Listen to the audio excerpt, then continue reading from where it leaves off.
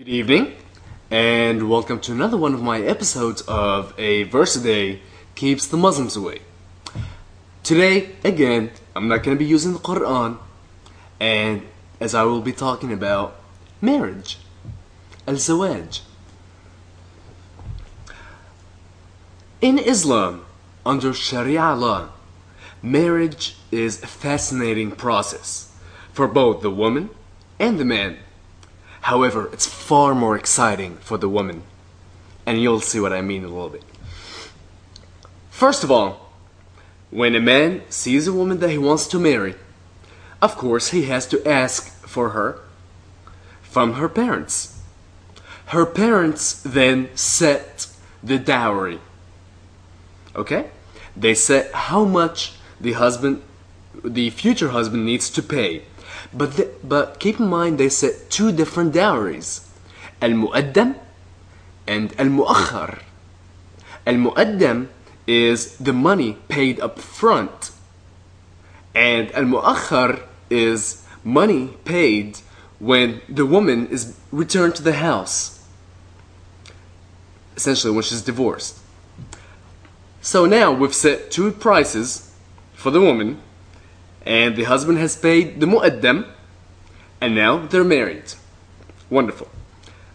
So imagine now they're living together, and the woman's unhappy, and she decides to leave her husband's house and just go stay at her mom's house for a couple of days. It happens. It happens to a lot of people. You know, newlyweds.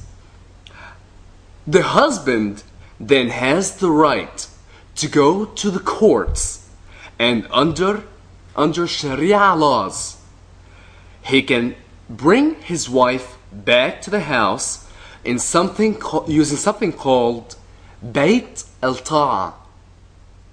Bayt al-Ta'a is the house of obedience or house of submissiveness. This is where the police go and grab the woman from where she is, bring her to her husband's house, and now she's under house arrest. This is called Bayt al-Ta'a, and every single Arab out there, you know what I'm talking about. Now, there are actually rules and regulations as to what can she and cannot have in Bayt al-Ta'a. Generally, when she is placed under these rules and regulations, she is supposed to be in a room by herself. She's not supposed to have any of her family members, any of her husband's family members, and any of the family members of her darra.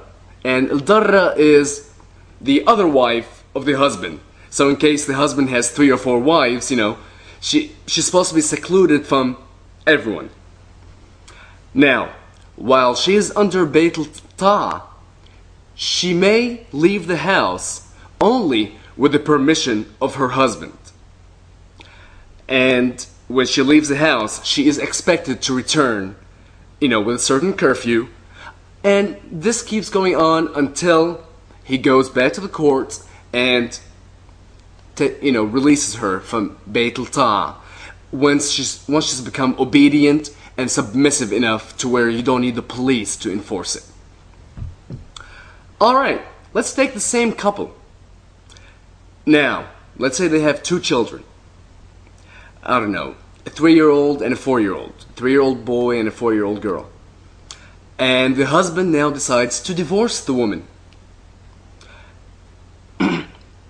Let me backtrack a little bit. Before you get married, there's something called al-asma. Al-asma is the power to divorce the other person. By default, al-asma is in the hand of the husband.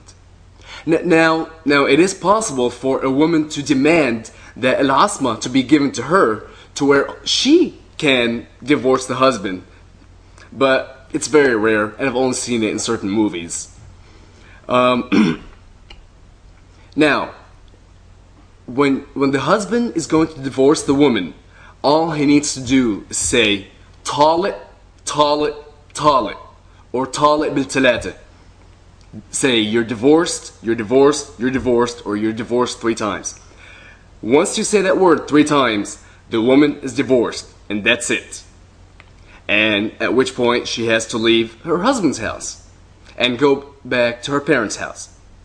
Now, being that he has returned the merchandise, there's a restocking fee. That was the mu'akhar that we talked about earlier, the second part of the dowry.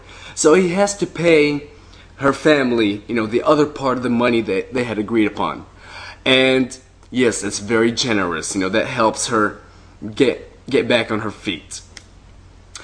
Now her children, the 3-year-old and the 4-year-old. You know what? More than likely the husband's not going to want them. However, if he wants them, he can have them. However, the courts under Sharia law allows the woman to have the children. Isn't that nice? Until the boy turns 7, he goes to his father's house. And until the girl turns 9, she goes to her father's house. So, you now have this mother that has been tortured, trapped in a room by herself, had been divorced, had raised 2 children, one to the age of 7, the other till the age of 9, and now she has to relinquish them and give them up because now they belong to the father. That just burns a mother's heart. That just breaks your heart. And I don't know of any of you out there, how can you even agree to doing that? I was reading about Bayt al-Ta'a earlier, the house of submission, the house of obedience, and I just noticed that Kuwait had some issues with it, so they changed the name. Instead of Bayt al-Ta'a to Bayt al-Zawjiyya, the house of the wife. Problem solved. Now, it's the same rules and everything, but they just give it a better name, and it sounds better. Alright, you have a good evening, and I'll see you guys later.